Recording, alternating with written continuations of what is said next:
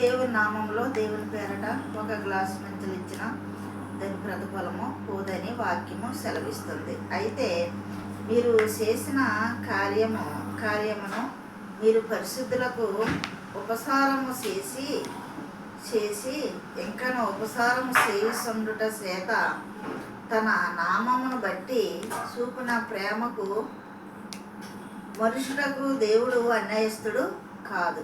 మనము దేవుని బిడ్డలకి ఉపసారం చేసినా, మనము వాళ్ళకి ఆతిథ్యం ఇచ్చినా, ఏది ఇచ్చినా కానీ దేవుడు మనకి న్యాయం చేస్తాడో, మేలు చేస్తాడో.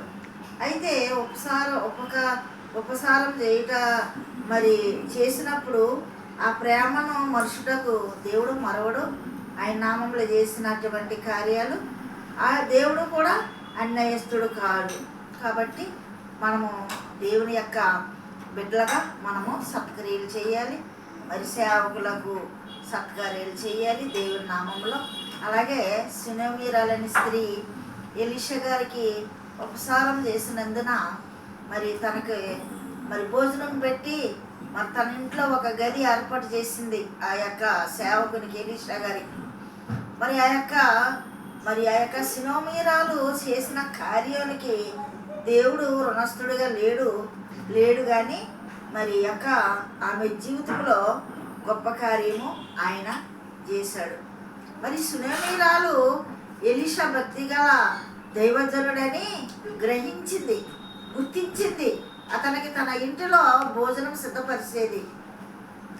అంతేకాదు తన ఇంటిలో ఎలీషా గారికి ఒక గదిని కూడా కట్టించింది. సేవకులలో దైవత్వాన్ని, మరి ఆ యొక్క వారి భక్తిని, మరి వారి యొక్క శక్తిని ప్రజలు గుర్తించాలి. కాబట్టి అప్పుడు ప్రజలు గౌరవిస్తారు ఆ సేవకుల్ని. అయితే ఈ స్త్రీ చేసిన మంచి పనికి మరి ఎలీషా గారు మరి తన కుమారుని ప్రార్థన చేసి బ్రతికించారు. ఈ సునమీరాల కుమారుడు చనిపోతే ఈ ఎలీషా భక్తులు మరి ప్రార్థన చేసి ఆ కుమారుని బ్రతికించాడు. మనము సత్క్రియలు చేయటంలో విసుగకూడదు, మరి ఉపసారం చేయటంలో విసుగకూడదు.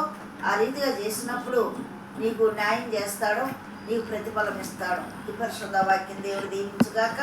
సబ్స్క్రైబ్ చేయండి, లైక్ కొట్టండి. అన్న మనిషి గురించి మీరందరూ ప్రార్థించండి. ఆమేన్.